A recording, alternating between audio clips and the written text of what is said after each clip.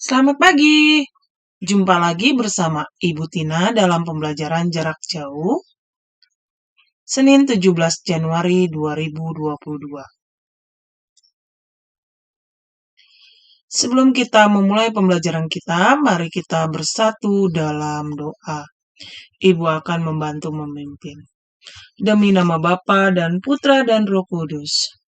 Bapa kami yang ada di surga, dimuliakanlah namamu. Datanglah kerajaanmu, jadilah kehendakmu di atas bumi seperti di dalam surga. Berilah kami rejeki pada hari ini, dan ampunilah kesalahan kami, seperti kami pun mengampuni yang bersalah kepada kami. Dan janganlah masukkan kami ke dalam pencobaan, tetapi bebaskanlah kami dari yang jahat. Amin. Demi nama Bapa dan Putra dan Roh Kudus. Amin. Apa kabar anak-anak ibu yang ada di rumah? Ibu berharap kalian dalam keadaan sehat dan tetap semangat untuk belajarnya ya. Pembelajaran kita masih di tema 6 menuju masyarakat sejahtera, subtema 3 pembelajaran 1 pelajaran bahasa Indonesia. Tujuan pembelajaran kita yaitu menggali informasi yang terdapat pada teks non-fiksi. Menyebutkan gagasan utama dari setiap paragraf dalam teks non-fiksi. Nah, kita akan mengulang kembali. Ibu akan tes nih ya. Apa itu teks non-fiksi? Apa ya? Nah, teks non-fiksi merupakan teks atau tulisan yang dibuat berdasarkan fakta, realita, atau hal-hal yang benar-benar terjadi. Nah, dalam teks non-fiksi biasanya terdapat gagasan utama. Apa sih gagasan utama itu? Nah, gagasan utama suatu gagasan, ide yang sedang dibicarakan atau dibahas dalam sebuah paragraf. Nah, gagasan utama agar kamu bisa tahu dan bisa menemukan gagasan tersebut, kalian harus membaca teks dengan cermat, lalu yang selanjutnya adalah menemukan kalimat utama dulu, baru setelah menemukan kalimat utama, baru kita bisa menemukan gagasan utama. Nah, gagasan utama dapat terletak di awal paragraf, di akhir paragraf, dan di awal serta di akhir paragraf. Namun, ada juga loh gagasan utama yang terletak di tengah paragraf ya. Nah, hari ini Ibu akan mengajak kalian membaca. Ya, tetap semangat untuk membaca karena kita dengan cara membaca kita mendapatkan wawasan yang lebih banyak lagi ya, Nak. Nah, buka buku tema kita, tema 6, halaman 49 sampai 50. Judulnya adalah wujud tanggung jawab sebagai warga negara. Nah, Ibu akan membacakan ya. Tanggung jawab merupakan kesadaran manusia akan tingkah laku atau perbuatan baik yang disengaja maupun tidak disengaja. Tanggung jawab juga dapat berarti berbuat sebagai perwujudan kesadaran dan kewajiban. Tanggung jawab sudah menjadi bagian kehidupan manusia, di mana masing-masing akan memikul sendiri-sendiri, sehingga tanggung jawab bersifat kodrati. Apabila seseorang tidak mau bertanggung jawab, maka tentu ada pihak lain yang memaksa untuk bertanggung jawab. Setiap orang merupakan bagian dari masyarakat yang tinggal di suatu negara. Setiap warga negara tentunya terikat oleh berbagai aturan, hukum, dan norma yang berlaku di dalamnya. Namun demikian, seseorang secara sukarela menjadi warga negara tanpa paksaan, sehingga harus menghargai dan mencintai negaranya dengan berperilaku penuh tanggung jawab. Tanggung jawab warga negara terhadap bangsa dan negaranya dilaksanakan dengan cara memenuhi hak dan kewajibannya sebagai warga negara seperti yang tercantum dalam landasan konstitusional negara Indonesia, yakni Undang-Undang Dasar 1945.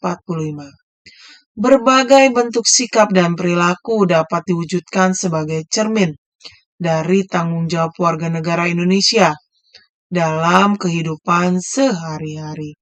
Salah satunya adalah memahami dan mengamalkan Pancasila dalam berbagai bidang kehidupan, baik politik, ekonomi, sosial, maupun budaya. Pancasila sebagai nilai luhur bangsa tidak hanya cukup dihafalkan, namun harus diamalkan dalam wujud sikap dan perilaku. Misalnya menghargai pendapat teman saat diskusi dalam kelas. Hal tersebut merupakan perwujudan dari sila keempat Pancasila.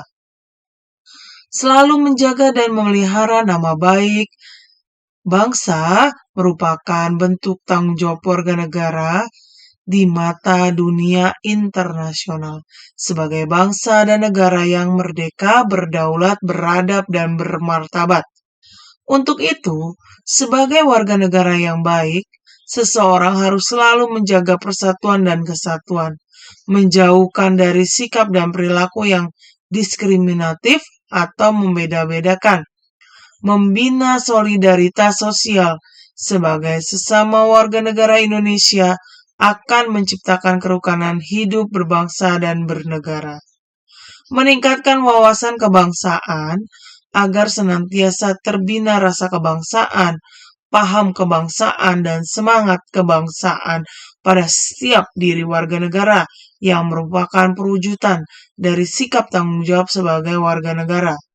Untuk meningkatkan wawasan kebangsaan, dapat dilakukan dengan belajar, membaca, menonton berita, memperingati hari-hari besar nasional, dan lain sebagainya. Jika masyarakat Indonesia memiliki wawasan kebangsaan yang luas, maka negara Indonesia akan menjadi negara yang tangguh karena warga negaranya memahami dan memiliki semangat kebangsaan yang kuat. Masih banyak lagi bentuk-bentuk pelaksanaan tanggung jawab sebagai warga negara dalam kehidupan sehari-hari. Di antaranya melaksanakan kewajiban membayar pajak dan ikut berpartisipasi dalam kegiatan upacara bendera. Tertib membayar pajak berarti melaksanakan tanggung jawab sebagai warga negara dengan mengikuti kegiatan upacara bendera dengan hikmat berarti mencintai dan menghargai negara. Selain itu, pelaksanaan tanggung jawab sebagai warga negara juga dapat diwujudkan dengan menjadi pelajar yang rajin, pintar, dan berprestasi, sehingga dapat mengharumkan nama bangsa, melestarikan warisan budaya bangsa, dengan lebih mencintai budaya leluhur dan mempertahankan agar tidak tersingkir oleh budaya asing juga merupakan wujud pelaksanaan tanggung jawab warga negara. Nah, dari bacaan yang telah kita baca tadi, kita bisa menentukan gagasan utama dan letaknya dari bacaan di atas. Nah, kita diawali dengan paragraf pertama. Gagasan utamanya yaitu pengertian tanggung jawab.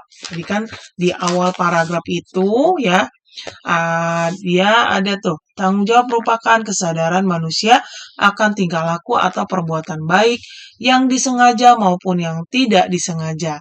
Nah, letaknya ada di awal paragraf. Paragraf kedua, gagasan utamanya yaitu kecintaan warga negara dengan penuh tanggung jawab. Letaknya di mana? Di akhir paragraf. Paragraf ketiga, gagasan utamanya yaitu tanggung jawab warga negara. Letaknya di awal paragraf. Paragraf keempat, siapa yang bisa bantu ibu nih? Ya, gagasan utamanya yaitu bentuk tanggung jawab warga negara di internasional. Dan letaknya ada di awal paragraf. Paragraf kelima, gagasan utamanya yaitu wujud dari sikap tanggung jawab. Letaknya di awal paragraf. Dan paragraf keenam, gagasan utamanya yaitu wujud pelaksanaan tanggung jawab warga negara. Yang letaknya di mana? Di akhir paragraf. Good semuanya ya. Semua pasti sudah bisa ya. Nah, hari ini tugasnya yaitu tugas menulis Latin ya. Kita akan mengambil nilai psikomotor. Nah, ini disalin di buku menulis kalian sebanyak 10 nomor ke bawah. Nah, ini nomor satunya. Gagasan utama adalah suatu ide yang sedang dibahas dalam suatu paragraf. Kamu salin sampai 10 nomor di buku menulis kalian dan dikumpulkan tepat pada pukul 5 sore. Ya, seperti itu saja untuk pembelajaran kita hari ini. Nah, kita sudah mempelajari mengenai gagasan utama dan letaknya. Nah, sebelum kita mengakhiri pembelajaran kita, baiknya kita berdoa terlebih dahulu. Ibu akan membantu memimpin doa. Demi nama Bapa dan Putra dan Roh Kudus. Salam Maria penuh rahmat Tuhan sertamu, terpujilah engkau di antara wanita, dan terpujilah buah tubuhmu Yesus. Santa Maria Bunda Allah, doakanlah kami yang berdosa ini, sekarang dan waktu kami mati. Amin. Demi nama Bapa dan Putra dan Roh Kudus. Amin. Demikian pembelajaran kita pada hari ini. Ibu guru berharap kalian dapat mempelajari kembali pelajaran yang kita sudah pelajari hari ini ya. Tetap jaga kesehatan dan kebersihan dimanapun kamu berada. Ibu guru selalu mendoakan agar kamu dan keluarga dalam lindungan Tuhan. Tuhan memberkati kita. Terima kasih.